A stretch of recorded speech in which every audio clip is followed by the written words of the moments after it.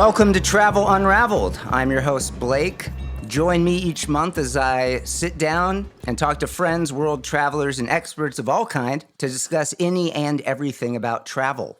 Normally, I always do this in person, but taking some COVID precautions, I felt doing a sort of a Zoom chat was the safe way to go. My guest this week is a good friend of mine, Mr. Alex Becker. He's Chief Revenue Officer for Amuse, which is a cannabis delivery company here in Los Angeles. Is this purely in California, or where does the company work? Yeah, it's SoCal, Los Angeles Metro to start, but eventually all of California and beyond. Awesome. How long have you been there? Since January of this year. Great, and you're enjoying it so far? Yeah, it's great. It's great. We're like a couple weeks from launch, and it's really fun. We're up to 24 people, so it's fun. Expanding, yeah, huge booming business, definitely nationally, and of course here in California. Definitely. So I'm dubbing you as the anti-traveler here on my show because so many of my guests, everyone loves traveling, and I'm very just touting all the wonderful things and the life-changing qualities about travel. But I don't want it to be confused that there are so many awful and difficult and just gut-wrenching things about travel. Stress, anxiety, financial burden, all kinds of things. I think Yes. Currently, we're seeing that more than ever in this pandemic. So, well, yeah, no, I think traveling is always fun. It's just getting there miserable. And then for me, I'm an anxious traveler. So like a day or two before we're ready to leave, I'm like thinking about the travel. I mean, you're an anxious guy. That's fair to say, right? That's me though. But I think all travel, even the best of it brings anxiety out of you, just the process you have to go through. 100%.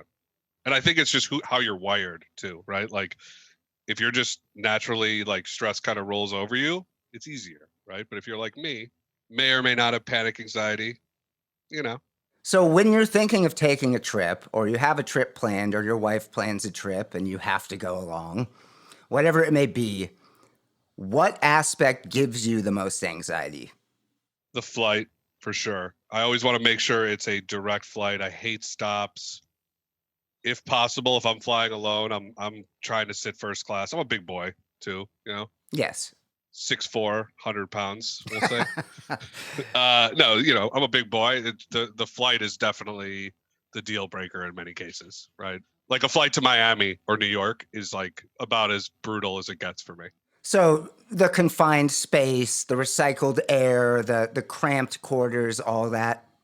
Yeah, look, I think I get the science and the physics, but I still don't understand how this 200-ton plane is going to carry my fat ass, my luggage, and like we're going to take off, we're going to go 600 miles an hour, we're going to land, I don't know. Yep. I know the drive to and from the airport is the most dangerous, but to me there's something about being in control.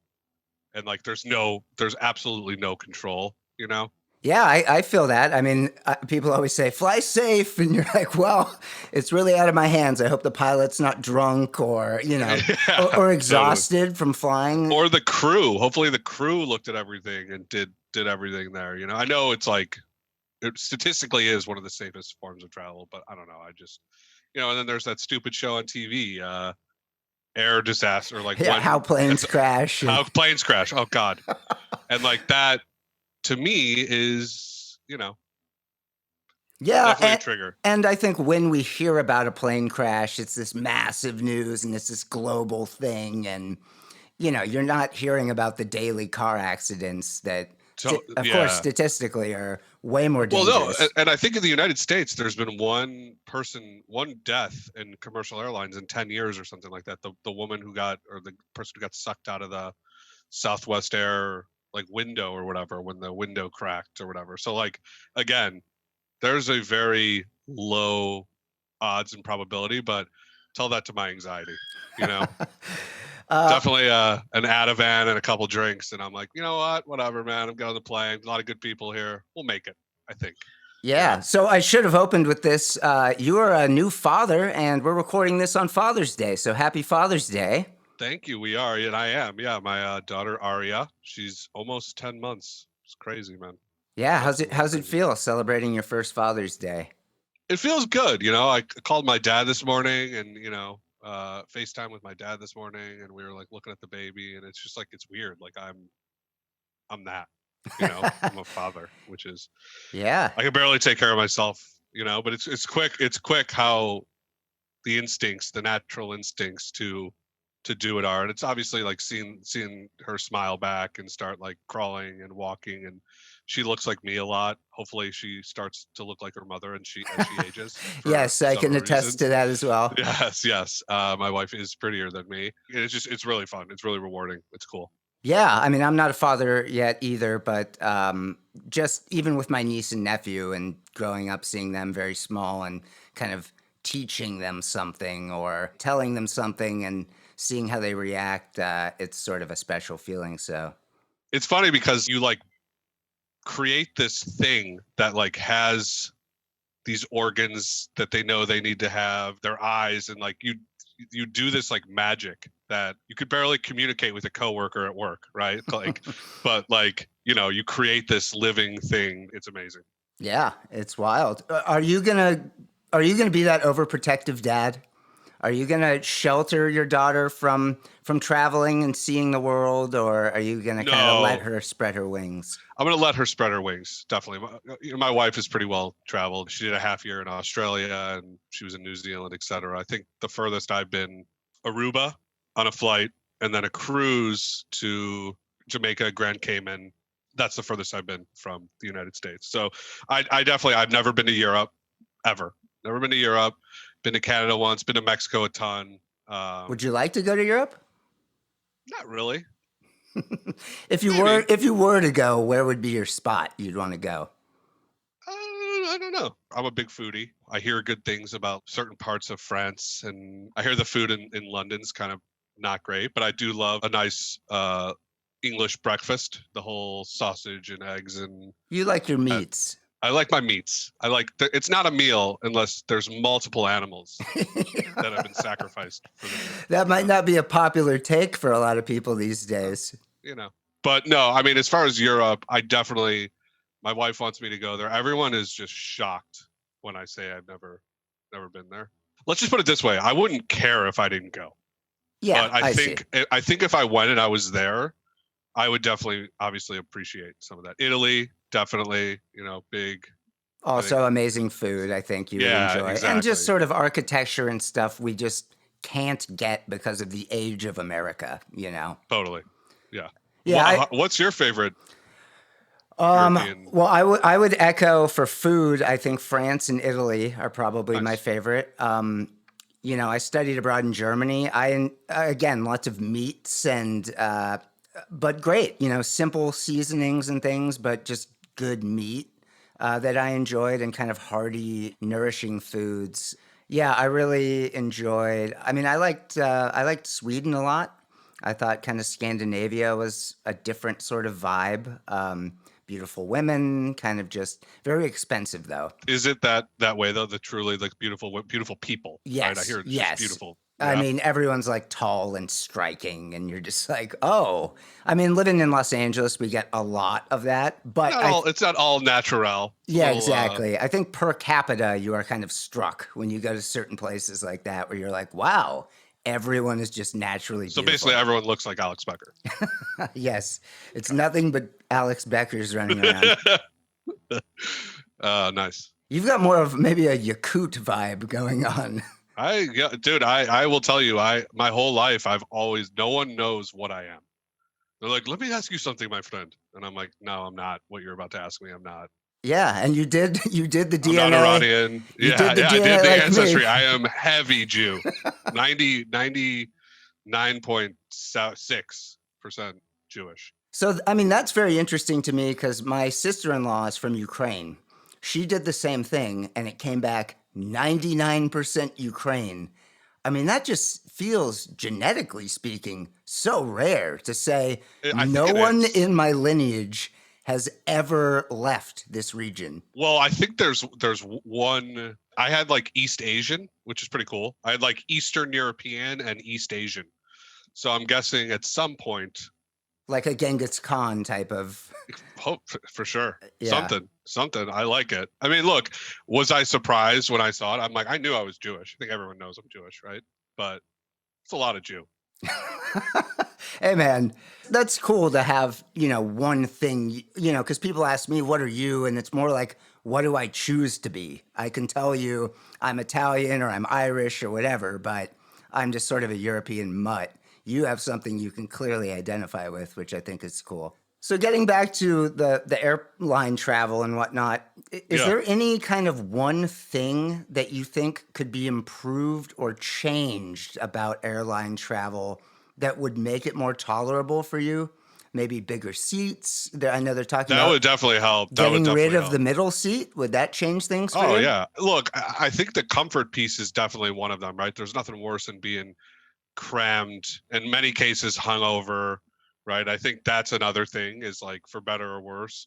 We're not going to travel to like be low key. We're traveling for weddings or bachelor parties or seeing family or friends or golf trips or whatever it is. And you've been probably eating shitty. I don't know if I could swear, Oh but I yeah, did. yeah. Okay. Eating shitty and drinking a lot. And me, I'm very analytical. So I always think about like, it's 9 a.m. My flight leaves at 1 p.m. I'm going to arrive at 8 p.m. And it's also 3 hours earlier in LA. So add 3 hours to all of the things I'm doing. And then that, like, it's a horrible way of thinking about things, but that's like kind of how I do it. And then I get to the airplane and I'm like, oh God, I'm 1/5 of the flight there. I'm 20% done. That means I have 4 hours and 17. It's like, it's a terrible A way. checklist as you're Yeah. going. Yeah. It's just like, why can't I just watch a movie and then doze off and be like, oh, I'm almost there. So it's like, I know I'm almost my worst enemy. As far as like what the planes can do, they're very packed.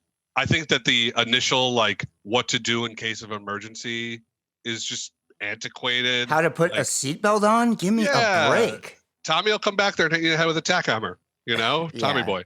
Like, that's, I don't know. I just think that for something that's so safe, there's a lot of safety precautions, which there should be, right? And then obviously something they can't stop is we're wired to be very scared of, as human beings, to be scared of a few things only. One of them is falling, right? Because you think about it, like, we came from monkeys, they're in trees. Yep. Falling is a death sentence. So falling is something we're scared of, right? And so that stomach pit, that like drop from the plane, right? The shaking of the plane or the drop, like, Yeah. that is what is a trigger that starts making me go crazy. Sure. And like you said, just the lack of control, right? There are so many factors out Definitely. of your control. Yeah. From the entire experience, from boarding the plane to being on the plane to will I even get my bag on the plane, or is it going to have to be checked? And then that's the whole thing. And you're with a group and no one else has their stuff checked. It's just all of the things that, Yeah. I mean, I find traveling, you can have best friends and they can be your worst travel companions. It really, it's hard to align all those things with a person you're traveling with. And the bigger the group, the more complications. The more you're on your own, basically, the more it's like, well, we're all this. So no one has to check their bag. We'll meet you at the place. And then you have someone nice enough.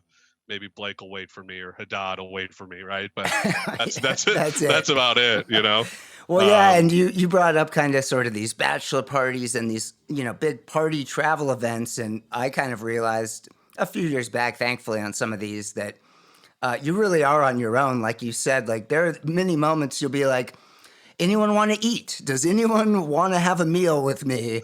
And you're like, no, I guess I'm going to have to just dine alone. And I like that. I don't mind being on my own. You know what I mean? It's just, again, like, I like being on my own when it's like that situation. We're there and no one's like, I don't want to eat. And I'm like, I might go spend $75 on myself right now and get a bomb ass, we're in Austin. Let's get some bomb ass barbecue and, some sweet tea.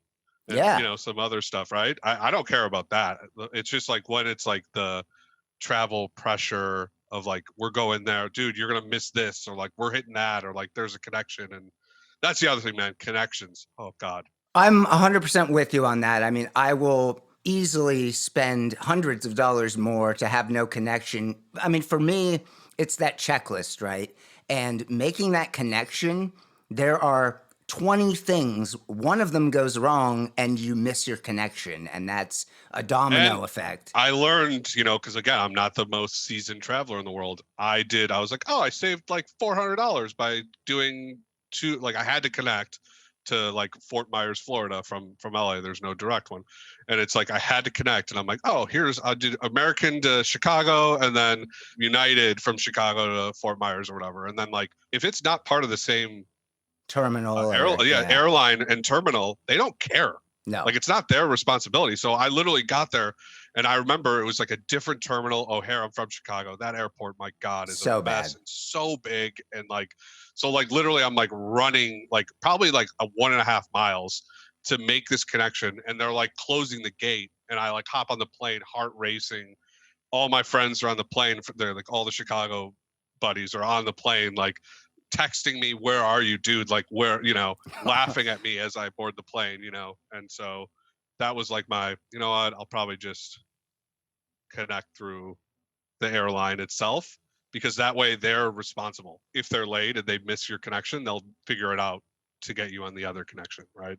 Yeah, I mean, yeah, I had a similar experience for Keith's bachelor party leaving where I didn't realize because we left on a Monday that I would be in rush hour traffic on my way to the airport. Yep. And I think literally my cabbie, like on the freeway, was like, I'm going to let you out of the cab, get on the train, take the train to the airport. And I was literally sprinting through the airport and they were closing the gate and all that. It's horrible. Those experiences are so that's obviously LA traffic to the airport on top of all that stuff. It's a mess, dude.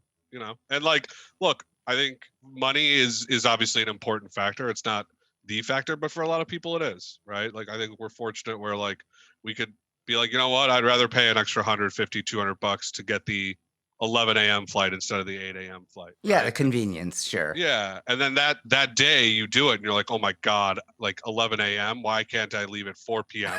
Yeah. Or the days where you're like up at 5 a.m. and you're like, I would kill to just be able to get on this 8 a.m.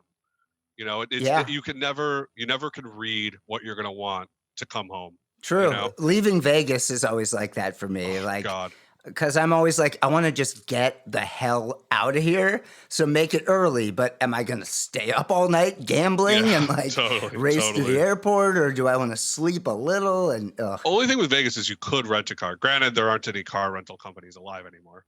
But yeah, that's true. Are they all bankrupt? I know Hertz was going under. Hertz is gone, man. I think they're like fire selling their cars right now. The Corvettes, the Z06 is their luxury really line. really smart purchase for that company. Let's get a bunch of Corvettes. If you're gonna go that way, go like too big, go gaudy, go like $500 a day. Yeah, Continental GTs and stuff. Yeah. So yeah, Vegas, man. Oh man, I'm right in your boat. Like, and that to me, that's a great distance to travel. Sure. As soon as I'm like, why am I flying? It's starting to descend. Yeah, I mean, you literally get your drink and then you're descending. Correct, and that's great. For me, that's like a good distance. But yeah, man, Vegas, love it. You get there and there's like nothing like it the day you arrive there the first night, and then the next day, again, little hungover, walking through the casino, seeing like the despair. Just smells like smoke, and these people are like on oxygen tanks, like pulling slot machines. IVs for the hangover. Yeah, and you're like, what the? I could leave. I could I. To me, it can be a 24-hour town, no problem. Like a night, two nights is a great time in Vegas, but trust me, there's time where that second day, I'm like, I could just literally go. I could take off. And you probably should now. You're a father. Yeah, well, I mean, I haven't exactly been to. I haven't done anything since I've had a kid. Not kid in end of August last year, and now COVID, which America seems to be totally fine with. Just like, hey, we're still climbing on cases. Let's open up. Yeah, I mean, we can talk about that a little bit. I mean, I think you and I are on the same page in that. I mean, I'm technically a high risk person, right?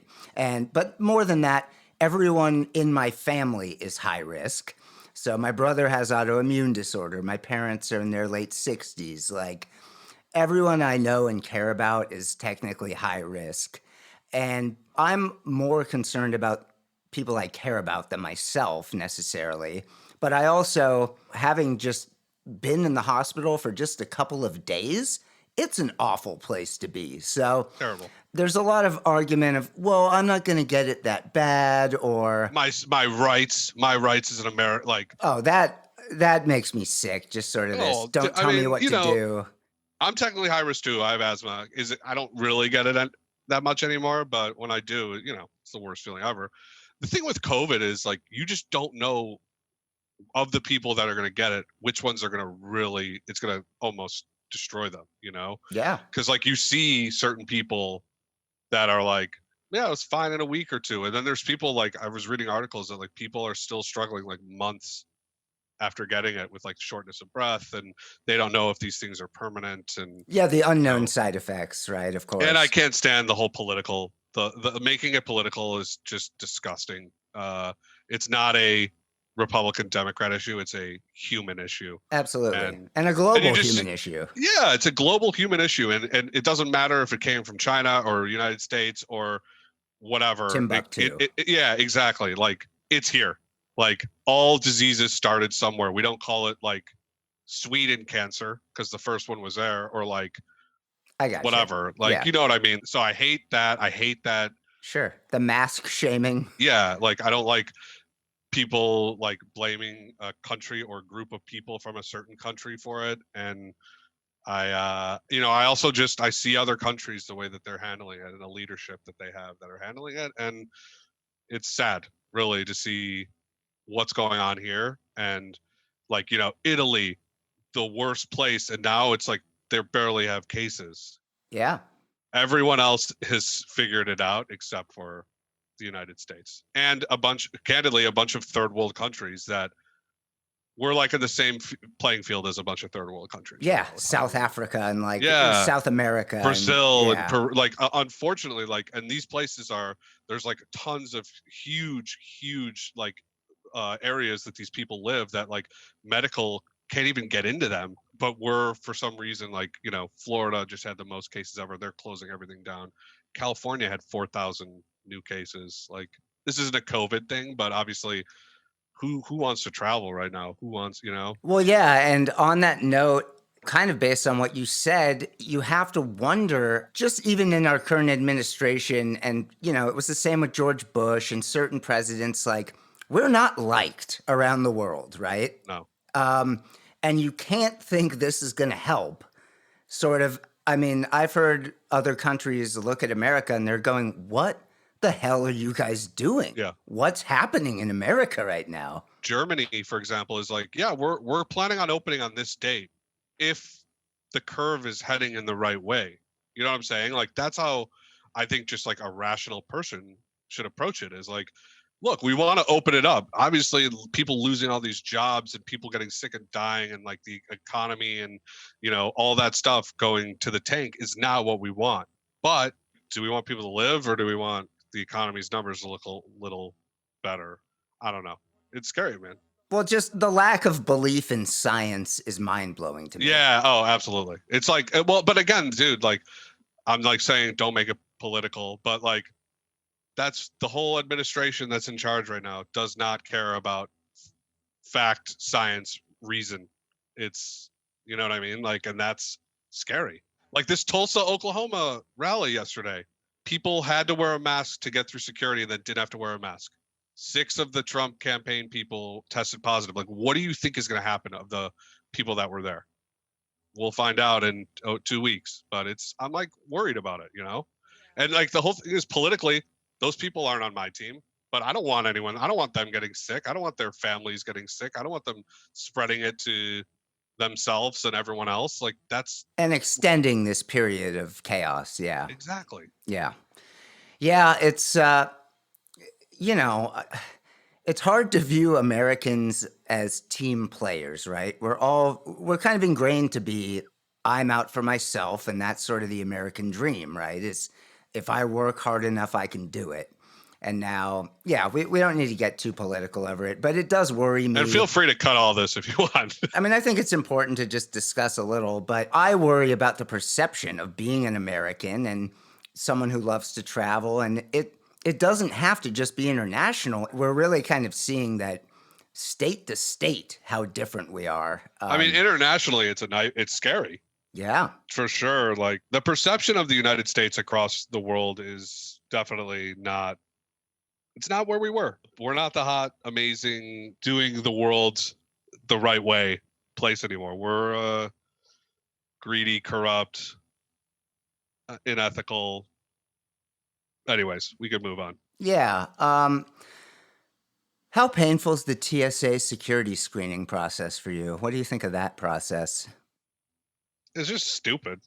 I think there's a lot of persecution, to be honest, that happens in those lines, which for better or worse, it's happening. The random screenings? So yeah, the random screenings, and it's all like the brown and black people are getting screened for no reason. And it's like, I'm like sitting in line, I'm like, this is fucked up, frankly. No, this older woman isn't like a threat. I don't know. It's definitely not optimized. Let's just put it that way. Look, you get what you put in, and like a lot of the people that are running TSA, I don't know. Not the cream of the crop. Not the cream of the crop, right? Shouldn't be our first line of defense. Yeah, like right, like I don't know, but they're not all bad people. A lot of them are great people. A lot of them are just sweet and actually make you feel better. You know, like when you get those good people that like make you feel better and are like warm and like friendly. They're doing the job, but they care and like it's great. But then you have a lot of people that are like angry, bitter, probably were like bullies in high school, like haven't left town, or just mean, that are like basically picking on people, you know? Yeah, or just jaded with, kind of their mundane existence. Exactly. Or whatever.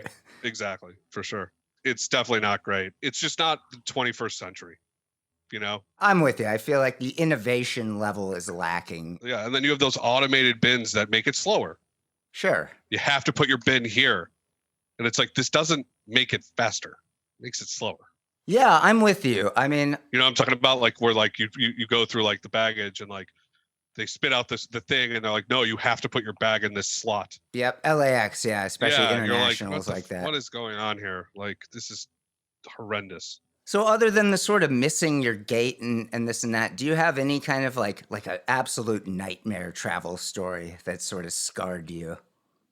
There was one that definitely, I guess my wife, like I said, is she's a pretty good traveler. Like she's pretty seasoned and doesn't really get rattled. And we were flying back from Portland and probably like 6 years ago or something like that. And we're like getting ready to land at LAX. And then so we're like landing, we're just about, I'm like looking out the window, like excited to land. Like there's like a relief washes over me from like the fear of planes as soon as you touch down, right? And we like are about to land, and all of a sudden the plane takes back off, boom, shoots back up, and then we're over the ocean, and we're like turning around, and like there's like women are screaming, Rachel's freaked out on the plane, and I'm like, what the hell, like what's going on, and then all of a sudden like we're circling, and the pilot comes on, and he's like, hey, the runway wasn't cleared. We're wow. like, what? So you almost collided with another airplane. In so many words, yes. It's in a weird way, that was the best thing to hear, because like you're like, shit, do we not have a landing gear? Like, can like the plane not land for some reason? Like, Rachel's like, did someone do something to the plane? I'm like, I don't think so. Like, and I was like, if someone did, I will get up and I will fight to the death on everyone's behalf if that's the case. Like I'm ready to do that right now. But no, it's just like the runway wasn't cleared, and so we circled back. The thing is, too, like they circle around, and then there's other planes that are landing, and so we're like flying in a big circle. Yeah. It's a night. It's just like, and then we touched down, no harm, no foul. But that was, definitely some things running through our heads of like what was going on, and it took the pilot like 10 minutes to tell us after we just like took off, like why we didn't land. It wasn't like, hey, folks, had to clear the, it was like. Everyone's like screaming. Yeah, and that I think is one. I don't know all the FAA regulations and laws and protocol, but it definitely does feel like the actual crew. That's something that could be fixed, right? You hear of all these flights where like someone's being rowdy in the chair and they're trying to throw them off, and like no one knows what's happening. It's pandemonium. Like people are whispering. People, like you said, might be think, is this a terrorist thing? Am I going to have to fight for my survival? Like there's all these scenarios now that go through your head. I think these airlines, like, they need to get control of the passengers and have like a very clear protocol of like what to do in various situations. And yeah, I think the captain, or at least the co-captain, or someone like instantly communicating seems like an easy fix to me. Like, don't leave people wondering. Yeah, just like, hey, we're taking off again. Hey, folks, just want to let you know the airway's not clear. We're taking off. And we're going to be circling. No problem. No screaming. No, like a lot more calmness, right? Like it was the exact opposite. It was definitely a little crazy. And like and then we're heading out over the ocean, When you do have to travel, who do you like to travel with? Rachel, like for sure. I prefer having like someone I know, like so I have an annual golf trip, and actually this year, believe it or not, we're actually flying to Fort Myers again. So we have the non-direct. We just booked those and like booked with miles, so we're first class. Nice. It is a connecting, and we have a red eye there because lose 3 hours and have a 6-hour flight, dude. That's the whole day to Florida.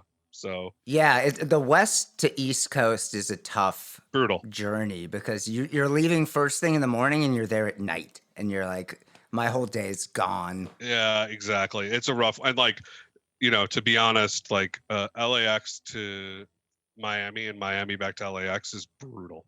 Like Yeah. that's to me like probably the last hour and a half. Like I'm just like I like literally would just get up and like go to the bathroom just to like walk. You know what I mean? Because like I'm like so desperate to get off the plane. But this is a connection through I think Chicago. Like again, literally through Chicago. Red eye way back is obviously a lot easier. It's faster and you gain 3 hours. It's just a lot more doable. Is that sort of your limit, that 5-6 hour flight time? Yeah, that's the most I've ever flown on one leg, and it's rough for me. I also like cruise ships are okay, granted. Not anymore. Not anymore. Yeah, not anymore. But that's like to me, I'd probably cruise somewhere more than fly somewhere, if that makes sense. I mean, you have open air, right? You have some space. I would definitely be I'm worried about like rocky seas. And I think everyone is, right? Like, but I've been on 2 cruises and they're obviously terrible in their own way, but they're fun. And to me, I just would rather do that than fly to Jamaica and then the Grand Cayman and then come back. Like the cruise was doable out of Miami. Yeah, and they sort of, create. How are you with itineraries? Do you do a lot of planning, or do you want someone to do it for you? I want a lot of freestyling. Rachel, like that's Rachel and I are yin and yang. She wants everything planned. I want nothing planned. I don't Do like you meet in the middle? Yeah, exactly. Like I'm just like, hey, like we don't need to have every single day filled with shit to do. Going to the beach one day, or like maybe I'll golf one day, or let's go like eat some local like foods during the day. And I would much rather just kind of freestyle it. Yeah, just casually soak in the culture or whatever. And that's like growing up, we always went to Mexico. So like I'm like been up and down Mexico. Just took Rachel there. We had a wedding there. Do you have a favorite spot in Mexico? Huatulco is pretty amazing. Puerto Vallarta is really fun. And obviously I've been to Cancun and, Playa del Carmen and Cabo, both sides of Cabo. Yeah. But and Ensenada. Don't forget we went there. Yeah, Ensenada, absolutely. Mexico's like I love Mexico. It's obviously super close too. Like let's be honest. So yeah, especially now. I mean, Tara has a place in Cabo, and I think like Southwest flies there now whenever they're open again. But I mean, it's incredible. It makes it so much easier to kind of say, hey, this is a 3-hour flight, and I'm like in Cabo. Oh my God. Yeah, exactly. And like, Cabo's not the cheapest place, but it's still like You go there during the day to like some like couple hole in the wall, get some tacos, or like that amazing like street chicken. Yeah. Like the chickens are in the spits and their drippings are going on potatoes. It's just like unbelievable. Like doesn't get better. Chicken drippings. Chicken drippings on potatoes, man. Unreal. Yeah.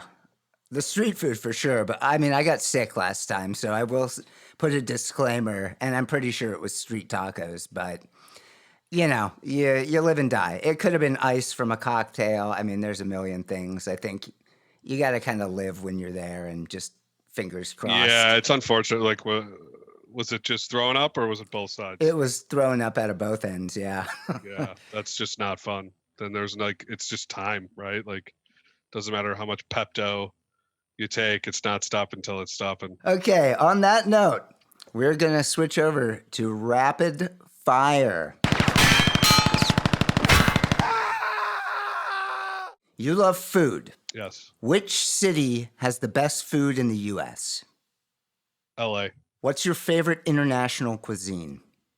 Mexican or Italian. What's the worst method of transportation? Gotta be bus. Despite all the airline problems? Yeah. What's your favorite cocktail? I'm the simple vodka soda guy. How many White Claws are currently in your fridge? There's a lot, man. We just re-upped. There's probably 60. Sample pack, or you ride one flavor? Yeah, no, we go. I mean, I love me some raspberry or some cherry, but you know, we go sample packs, and we got the new sample pack, which had like the watermelon and lemon and stuff. Not a huge fan, but man, couple claws, life's good. You know? 60. If you don't have claws in your fridge, stock up like Alex Becker. Yeah, you got 60 of those. Yeah. If you could speak another language, what would it be? That's a good question. I can kind of speak Spanish, but maybe Italian. I think that's hello, how are you? This is a would you rather hypothetical. Would you rather have to give Donald Trump an hour-long full-body massage or sit in the middle seat of a transatlantic flight to Bangladesh with no one wearing deodorant? Oh my God. This is torture. This is bloody torture. We'll go transatlantic flight. I cannot stand Trump. Couldn't do that full body for Donald. No. Potatoes are best served how? I like them in their pure form. I'd rather have like a really delicious twice baked than a French fry, to be honest. I like au gratin's good. Dude, potatoes. What a great question, by the way. Potatoes are fucking life. They're the best. Don't forget chicken drippings. Oh, chicken dripping potatoes, dude, the best. Grecian potatoes, phenomenal. You know, you had those. I'm sure you've had those. Yeah. Yeah, I mean, it's kind of like pork, right? Just there's so many varieties of ways you can serve It's a staple in every culture, too. Yeah. What about sweet potato? You like sweet Love potato? them. Oh my God, love. I'm making sweet potato, mashed sweet potato tonight at the in-laws. Nice. Do you do all the cooking? Do you split the chores? Does Rachel cook? I cook a lot. Rachel's been cooking a lot more since she's now raising Aria basically as a full-time employee.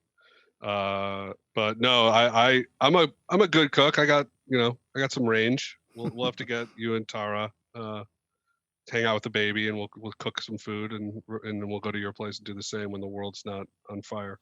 Yeah, exactly. All right, you were at your physical prime at what age?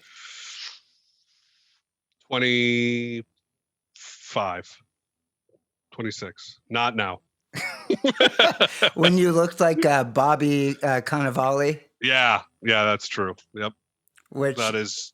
I mean, you really in your younger days looked a lot like him. Yeah, dude. I don't know if I told you the Starbucks story when I first started dating Rachel, but we go to Starbucks and this lovely barista is like, "Hey, I have a really weird question," and I'm like, like, what is it? Like, I'm just like courting Rachel at this time. I'm like, what's going on? She's like, this is going to be really weird. I'm like, oh, fuck. She's like, are you Bobby Cannavale? I'm like, oh, yeah, no, I'm not him. But yeah, thank you. Thank you for not being like, were you at dark room the other night, and something like that. But it was funny. And that Please probably come. helped you land your wife, who wasn't your wife Yeah, yet. she was not my wife. She's like, ooh, he is Bobby Cannavale. He is, yeah. That is kind of all. How about the current hottest celebrity is who? It's weird. I kind of have I love, and I'm not afraid to admit it, Zac Efron. Love him. Great guy, hilarious. Love his movies. Funny, handsome. Even his EDM movie, what was that one that flopped? We Are Your Friends. Yeah. It's okay. Stick by your guns. Stick by your guns. Exactly. I like Efron. Yeah, no, he's cool. Worst airline. Spirit. Why? I mean, I know why, but I want to hear you say it. It's terrible. The worst flights. It's the cheapest, right? I mean, the worst flights. Everything's connecting. They don't have a first class, right? No. Is it even the cheapest? Because you have to buy your seat. You have to buy peanuts. You buy everything. You buy literally everything. I think you have to buy a printed ticket. You might have to. I don't. It's awful. How long is too long in the car? I think an hour 20. Day to day, an hour. Driving far, probably 5. If you're talking about I'm driving somewhere, 4 or 5 hours is kind of shitty. Would you rather go bungee jumping or camping? Bungee jumping, even though I've never been. And I say that now, but my Judaism could make me very anxious when I try to do it. But I'm not a camper. This body isn't built for camping, dude. I'll camp at the St. Regis. Sure. That's glamping, I believe. Will you ever take another cruise in your life? With Errol? With or without Errol? Yeah, probably. I think it'd be fun, dude. I think it'd be really fun for us to do. Will you think of it differently with just your past experiences on cruises and knowing that at any point you could imagine getting quarantined on a cruise ship for Those months. people are still quarantined. Are there still people out there? No, that entire crew of that one cruise is still in the ship. They're docked in a harbor. I think they get supplies brought to them. They're stuck still. Oh, I mean, that would be my worst nightmare, really. That's a nightmare. That's definitely a nightmare for sure. What happens if you jump out of the ship? I don't know. Are you on your own? They're you're in That's international waters. That's a great question, actually. I want to look that up. Yeah, dude. That is, oh man. Oh, it's a prison cell. All right, last question for you. Best part about being a father is the dad bod. Fully embraced now. I've had it for years, so it's just official now. Now it's authentic. You don't have to. It's authentic to me. Yeah, exactly. Is that a real thing? I mean, are you finding your wife's more attracted to you now that you're a father? No. Definitely not. It was really a joke. No, dad bod / it's just, dude, it's she's really like me, I don't know, she looks like me. She's difficult like me. Rachel, Rachel's the sweetest person in the world, and the baby's got an attitude, and she wants what she wants when she wants it, and she'll let you know if she's not happy, and starts grunting when she wants food when we're preparing it. We're scared of her. And so, but it's great, man. It's great to kind of see her become me. At what age do you think you're going to lose control and be like, we're not in charge anymore? It's already happened. Definitely, we're every meal she now is eating the food we eat, right? So she literally, as we're preparing it, she's like and we'll give her it, and we're scared. We're it's hot, Aria. You can't even. It's so hot. You can't even eat it. She doesn't care. She's screaming at us. We're terrified of her. It's hot brisket. It's hot brisket, and it's steaming stew. Yes, the steaming stew simmered. Any final thoughts for anyone? Any reasons why people should or should not travel, in your opinion? No, I think